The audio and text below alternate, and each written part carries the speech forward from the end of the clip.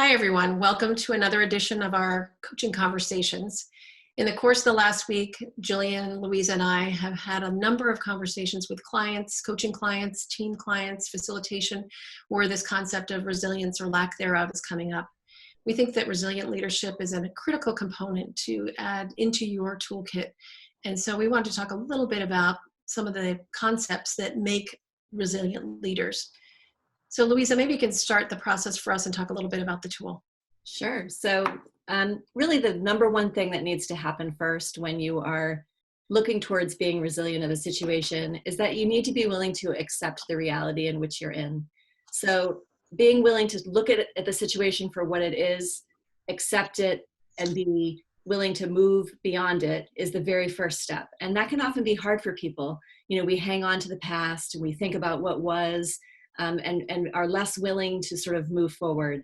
I worked with a company in the last couple of years that was a small organization that was really in love with its culture and the community that they had built. And because they were so successful and they had done such a good job, not surprisingly, they ended up getting bought out by a larger company. And so the reality for that organization and the people in there was really going to change. Their situation was going from one of a very small, intimate situation to now being part of a very large company.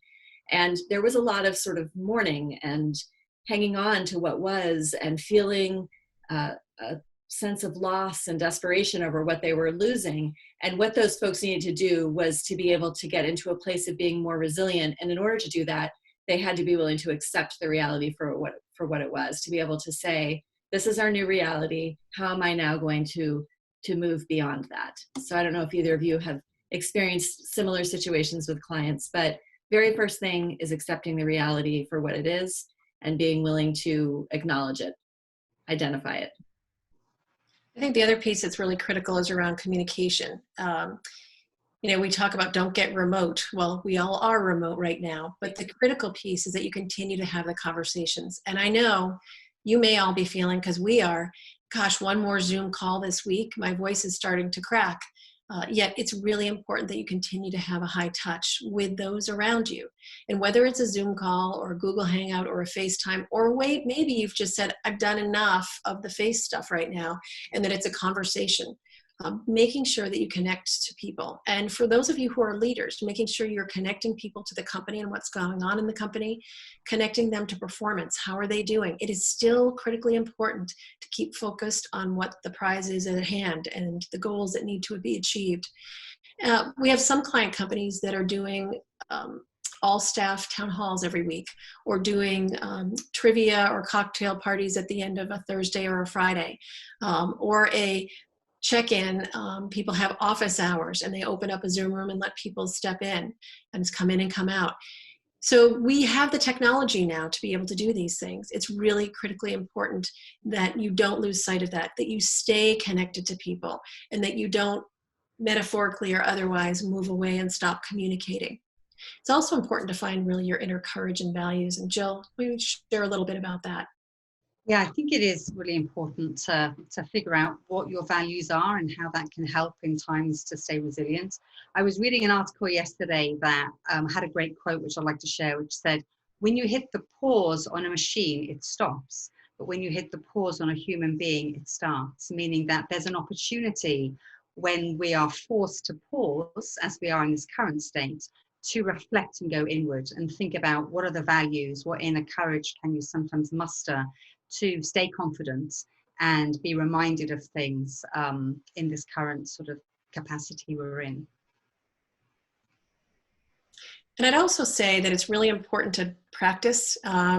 So being able to look yourself in the mirror, being able to say, how am I doing? How am I showing up? Some clients don't like to end up using Zoom or having their face be part of this, yet it's really important that you make some connection, some eye contact to people over time and let them know you're doing okay, everything is fine, or everything is not fine, there's a problem, there's an issue. Making sure that people know that, but this sometimes takes practice, especially if you're not used to the technology, and making sure you give yourself a pep talk.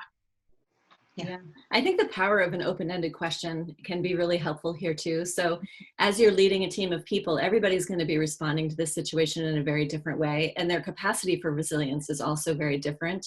And so making sure that you're asking enough questions to really see how someone is feeling, what was the best part of their week, what are they enjoying, what are they feeling successful about, what are they worried about, what's keeping them up at night, so that you can really start to understand what might be the roadblocks for people, where might they need to increase their resiliency and understanding of the situation, and what might be some creative ways to make that happen. I was speaking with a client this morning who really felt that her scientists who normally do lab work were really missing being in the lab. Like it was taking an emotional toll.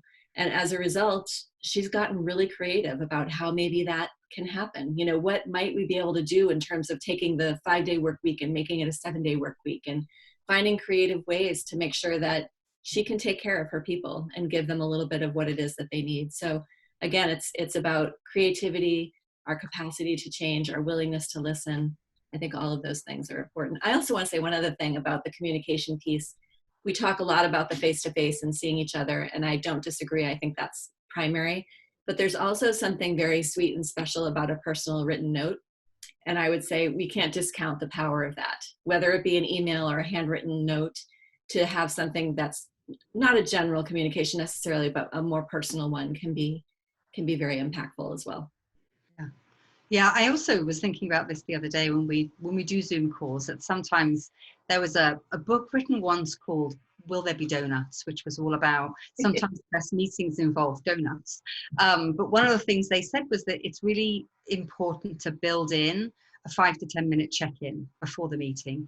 And I think even more so when we're trying to be resilient and communicate, is just to say, how's everyone doing? Let's just check in for a few minutes before we get down to business as usual, because the business isn't as usual. And also, I think setting expectations about what we can cover in a meeting.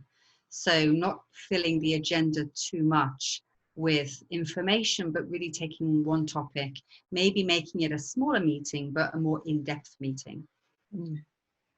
Great. And I think at the end of the day, and we've said this in some of our other videos, and you're probably hearing this from other people, this ability and capacity to create space for you in order to be a resilient leader, in addition to all of the things we've talked about: capacity to change, continuing to communicate, building in that, that inner structure, courage, is creating some space for you. And knowing, what does that look like? What is your comfort food? What is the thing that helps you relax?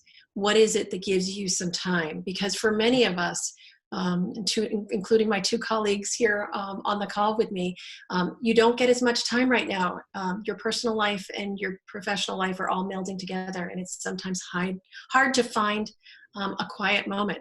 And then there are others who live at home and alone and don't have someone to talk to. So figuring out what works for you is going to be important as you continue to build your resilient leadership. So thanks for joining us again today for a coaching conversation. We wish you strong, resilient leadership as the days go on, and take good care.